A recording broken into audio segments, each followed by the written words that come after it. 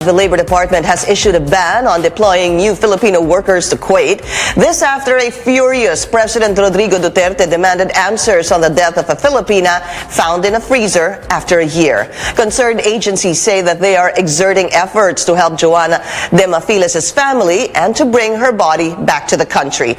The death of Demafiles is once again raising concerns about the safety of Filipino workers overseas. Let's go straight to the source of the story. We have OWA Deputy Executive Director Arnel Ignacio. Arnel, thank you so much for again gracing us with your presence. Morning, Pinky. Good morning sa lahat din. Ano pala, they call me a deputy administrator. Deputy, okay, we stand corrected kasi paiba-iba. Pero dahil kakapasok mo lang din naman sa OWA, di ba? How many months has it been? Wala pa. I've been there for about 2 weeks. 2 weeks. 2 weeks, and I feel like I've been there for 10 years. Ang tagal. Alam mo, it's very timely, Arnel. I wanna say this to you and to the people watching us, especially sa mga kababayan natin. Kahapon we discussed this and we had a lot of views on Facebook, and I'm sure a lot of them would wanna speak to you as well. Pero pag-usapan muna natin to. Kahapon, kasama mo yung pamilya, the Demafiles family. Kwentuhan mo lang kami kung paano, ano ang mangyayari. Ang unang-una, sila Jessica, may halo ring gulat because of the extension na hiningi rin ni Joanne nung 2016. So nagulat sila. So when they went to OWA looking for seeking for information, doon lang sila nagkaroon na ng problema, and it extended all the way up to 2017. So siyempre nakakaawa dahil ganun nga ang nangyari. Somebody who just went to another country looking for a job to help out her family, tapos ganito magiging balita. So, umalis siya ng 2014? May 2014. Tapos, 2016, nagpa-renew siya ng visa. Yes, gusto niya daw mag-extend.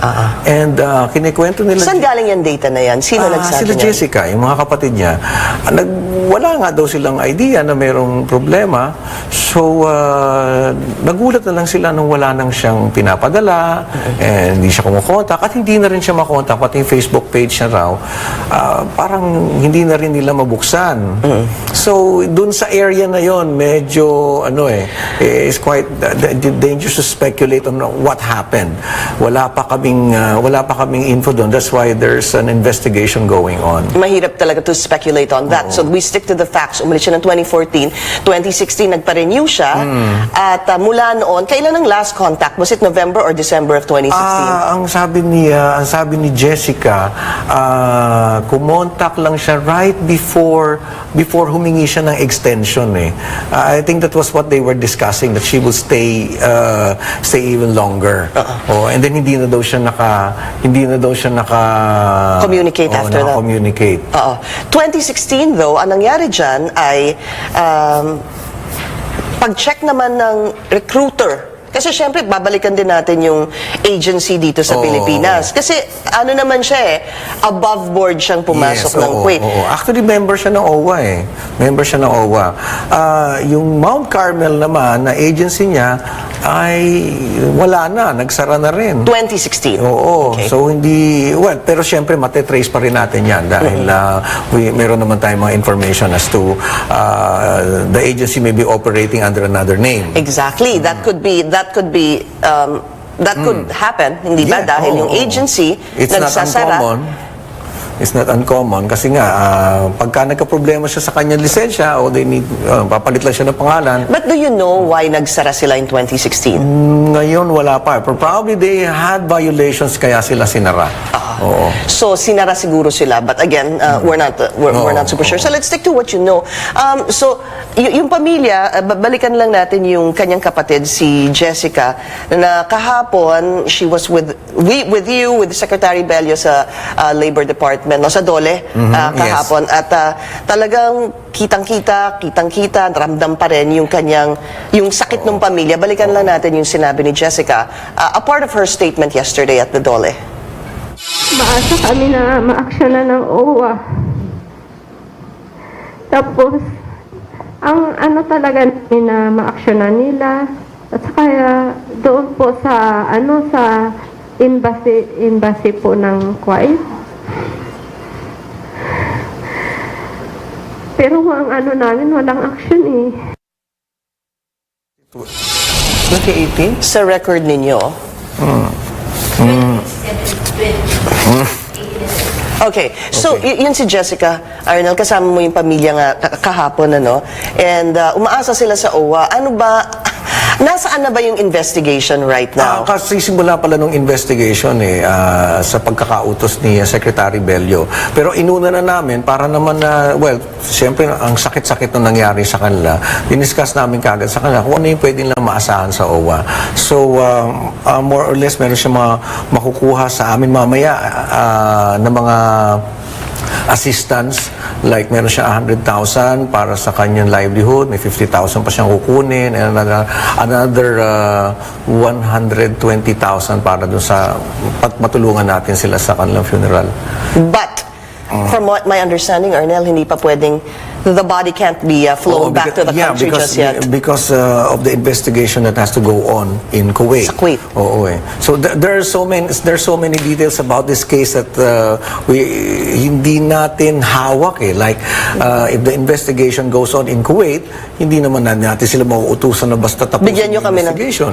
at bigyan nyo kami ng initial finding kaagad. Oo, we cannot do that. So for the moment, the best that we can do is to take care of Joanne's family and imbestigahan yung mga bawat detalye na kanilang mga sinasabi para naman din for the benefit of their family na ngayon syempre napakasakit na nangyari sa kanila. Pero yung representative naman natin in Kuwait can be in touch constantly with the ongoing investigation sa Kuwait. Yes, meron tayong mga welfare officers dyan. And ito tanong ko, pinapansin ba sila doon ng Kuwaiti officials? Yan ang I think that they can do that. Napapansin sila eh. I think ulitan lang yan eh. This we really need to find out dahil kahapon nung binanggit nga ni Jessica na hindi siya nabigyan ng pansin, well, that is really a major issue kung ganun ang ginawa sa kanila. So, sa amin din, on our part, there will be an investigation, a thorough investigation as to kung sino yung nagsabi sa kanila ng ganun. Balikan natin yun because we're not sure, Arnel, kung alam nung tao what you're talking about. So, anong kinwento sa inyo ni Jessica in terms of calling OWA? Ang pumunta daw sila sa OWA and then pero sa record kasi namin February of 2017 sa record namin sila dumating. So siyempre, bubusisiin mo uli lahat ng kanyang binanggit na kwento. So, ano nga dito sa nangyari na ito, ang dami kasing, ang dami kasing details na naikwento lang. But of course, we cannot just discount them as kwento. We have to find out. We have to get to the bottom of all of these. So what do you know so far? Dumating sila sa OWA personally in Feb 2017. Ano, nakuha ang kanilang complaint? What do you know so far on the side of OWA? Well, yun nga, hindi nga makita kaagad. Doon tayo merong may problema Kaya nagalit din si Secretary Bello That's why ang sagot niya kahapon, heads will be rolling dahil ang dating parang hindi talaga sila nabigyan ng tamang pansin. So kami rin naman sa parte ng OWA bubusisiin din yun at aalamin kung sino yung sumagot sa kanila ng ang sabi raw ang dami-daming papel dito which definitely cannot be a good answer or response to somebody who's asking for help. Now, a step further din naman the sheer volume kasi ng mga humingi ng tulong din sa OWA Arnel, gano'ng kadami araw-araw? Para lang may perspective din kami. We get about 300 complaints of all sorts every day. And definitely undermanned ang OWA. Not to justify it, pero if we really want to solve this problem, we have to take several steps back. Look at the bigger picture. Why is this happening? It's not really because people in OWA don't want to help. Yun palagay ko, I can assure you, hindi ganun ang panggagalingan. Probably it's... Are they overworked? I think so. In the few sandali, ha? days a time there. Ha? But let me clarify this. 300 complaints daily. Yan ba yung nagpupunta sa OWA office o tumatawag? Tumatawag. Ako nga lang sa akin, I get about 30 to 50. Oh. In 2 weeks na Yes, in 2 kakapasok weeks, mo pa lang sa kakapasok mo OWA? pa lang. Si admin gets about 50, and mayroon pa tayong walk-in. Okay. Like yesterday, nung dumating yung mga na-repatriate natin, yung mga OFWs natin from Kuwait. Hindi ka, ang hirap na pumasok eh. Alam niyo, pag nakapunta kayo sa OWA, dadaan ka muna I've sa been there. nagtitinda ng mais. Tapos Makitid yung daan sa Pasay doon eh. Anyway, I'm telling you this para naman din again, not to justify kung ano yung nangyari, pero if we want to solve the problem, kailangan ito comprehensive eh. Look at the profile of OWA.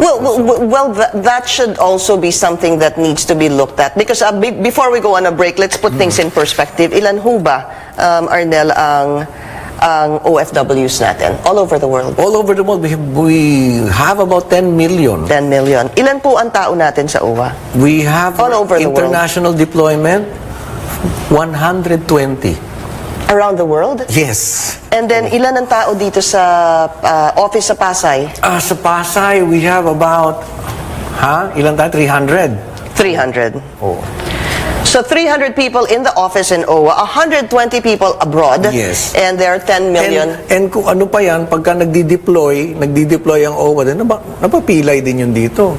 So again, uulitin ko lang ng uulitin. I don't want to sound as if nagbibigay ako ng excuse. But again, I'm saying all this para rin sa, for us to solve the problem. And also, in the future, Colonel, in similar, hindi naman similar, let me correct that, in instances where you have complaints. All right, we'll be taking a short break. So kahapon, nandun po si Arnel sa NAIA Terminal 1. Halos 400? 400 ang unang batch na dumating about 219 and then another 140.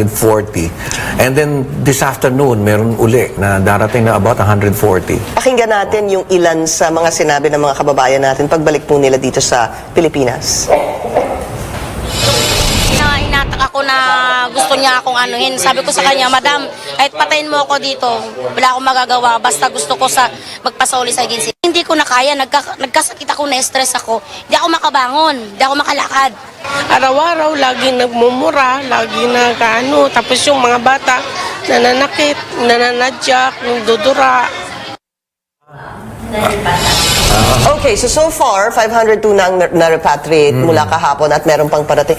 Arnel, ang dami atang kwento ng mga kababayan natin na dumating kahapon. And Pinks, alam mo as I've mentioned, 2 weeks pa lang yata ako nandyan, hindi ko na nare-recognize yung calendar But then the stories that you get from these OFWs will bring you to rage. And why, Can you tell us why some of they the have stories? to go through this ordeal?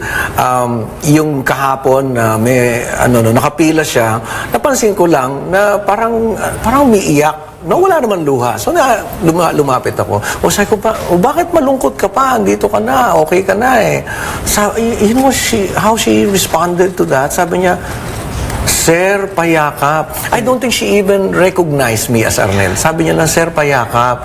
And then, yumakap siya sa akin, and then she started, telling me her story na, Sir, 3 times a week, nagmamasahe ako. I had this, parang, gusto mo nang magmura eh. Tapos, sabi niya, pinapamasahe lahat. And, alam mo na yun. Kung ano yun eh. So, 3 times a week, you see here, who looks like, she's a mother of 3, and then, nabababoy siya ng ganun.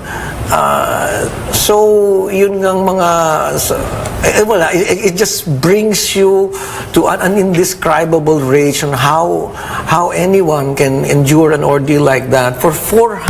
$400. Yun ba ang sweldo? Yun na yun. And malaki pa yan. So, dun sa, kasi marami tayong narinig ng kontrobersiya. Bakit ito total ban? Okay, kasi nga sa ganito, we have about 163,000 domestic helpers na In Kuwait, in Kuwait alone, na maaaring going through the same ordeal. So, yung iba, mas okay kayo, pero pwede ba, ito yung mabigat na problema eh. We will address problems one by one. But we cannot just turn our backs and sabihin natin na, yung iba may kontrata, okay naman sila, baka sila ibaban. Pero meron tayong mabigat dito problema eh. Kababayan mo to. Parang nanay mo yan, parang kapatid mo yan. Oo, meron kang kontratang mahusay. Pero sila ay tinotorture. So, you think it's just na, teka muna, meron mas okay, pero papatayin kayo. So, dapat kayo lang. So, allow DOLE, allow OWA, allow us to work on this. We're considering all points para lang to lessen the impact of this ban. Kasi iba yun eh. If you get stories like that, the rape, can you imagine? Rape.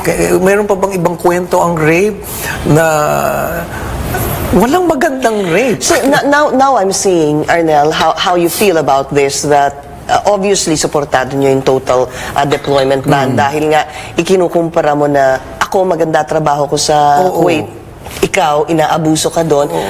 Dapat ba okay lang sa akin dahil maganda yung akin pero ikaw Kumbaga pagbigyan nyo muna sandali, we will solve it.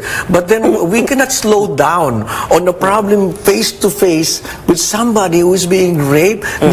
Yung isang ninungud-ngud sa mesa, tinatadyakan, babaliin ng paa mo.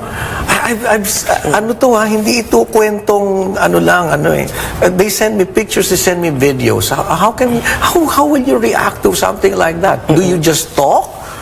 Tell them na wag nyo naman ganyan? No. Pero Arnel, pwedeng yan ang sabihin mo. Kaya lang, which I understand, but the reason they leave is because walang trabaho dito. Yeah, well, so, ang problema naman, ano naman ang i-offer ng OWA? For example, doon sa mga dumating na 500 plus kahapon, what do you offer them? So, kaagad-agad, they get 5,000 pesos, no? And pamasahin nila kung saan nila gustong pumunta, sagutin namin. And then, bibigyan sila ng 20,000 na livelihood pang startup. And then, we will guide them. Merong mga seminars, makukuha nila yan kung saan silang region. Kasi most likely doon sila sa probinsya pupunta. And ako lang, sa department namin, we're starting to plan programs na mas bagay. Kasi kung minsan, you just give them livelihood and then not everybody's an entrepreneur. Yeah. But I promise you, we'll be working very, very hard for our OFWs because yung kwento nila, you just cannot believe that anyone will be willing to go through something like as an ordeal to live with anyone. Nasasaktan ka, just $400 dahil mahirap ka, masakit masyado. Let me go through that. You were saying yung livelihood. Tama din yung point mo na hindi naman lahat ng tao ay entrepreneur. Hindi naman lahat ng maaari mong ituro doon sa mga kababayan natin ay gusto nila. Di ba? You're saying you're thinking of other ways. Arnel, what are you thinking of? Ano pa ang pwedeng personal ko muna, nothing official yet. But I wanted to invite the private sector, yung mga talagang bihasan sa negosyo, na meron din silang interest sa negosyong itatayo. Para siyang merong big brother to take care of your little business. If he has an interest to take care of the business, aalagaan niya yun all the way. Kasi kung bibigyan mo lang, and most bahala ka sa ngayon, di ba, kung kumita, tukuha siya, maya lang yan, sarado na yung negosyo niya. Again, kasi if we embrace the problem, we really have to take several steps back and look at the bigger picture. Ang dami kasi, konektado siya sa napakaraming bagay. Like, yung trabaho rito, wala. That's why they go there. Kaya kahit ang liit-liit ng sahod, papayag. But this, another promise I'd like to make na the equation of helping our OFWs, and for that matter, lahat ng mga kababayan natin, government has been helping. Kaya lang parang tingin ko nawala yung connect from the heart. Ang tingin lang natin, sige, tutulungan natin and that will be okay. Especially for the OFW, hindi siya pwedeng ganun. Because sa simula ito, it's all about feelings eh. Why do you want to go out of the country to work? Kasi you have to take care of your family. Again, comes from the heart. Pagdating mo doon, you get to live with somebody. I mean, you don't even recognize kung anong bansa siya galing o ano ba siya, ba't ganyan itsura niya. Again, that instills fear sa iyo. Again, it's feelings. And then when you get hurt, galit na. So we cannot take the how we feel do sa equation of helping our OFWs. So it's really a very complex problem, but I think we have to reintroduce that major factor that I think we have forgotten. Helping the OFWs have to come from the heart. Okay. You are going to leave. We talked about that during the break doon sa lahat ng nanonood sa atin sa Facebook. But on television now, please tell us where you're going and when and what can they expect? Yeah, February 20 we'll be moving around the Middle East to get to have a personal touch and personal conversations with our OFWs and to get a closer look at the situation para yung mga problema nila mas maramdaman natin kung ano. So to give us a clearer picture, and if we will be providing solutions mas tugma para hindi lang siya manatiling kwento. And wag natin kalimutan yung OWA hotlines, Arnel, that they can call here in Manila. Yes, call 551-1560, 551-6641, and 0917 text OWA. Oo. Bago na ito, kadalasan kasi ang reaction, wala naman sasagot. Subukan niyo po muna. Hindi, yun nga sasabihin ko si Arnel meron ba sumasagot dyan? Meron sumasagot dyan. Kasi alam mo, kahit ako 3 a.m., di naman ako nagpapakilala. Tinatawagan ko sila eh. May sumasagot? Oo, may sumasagot.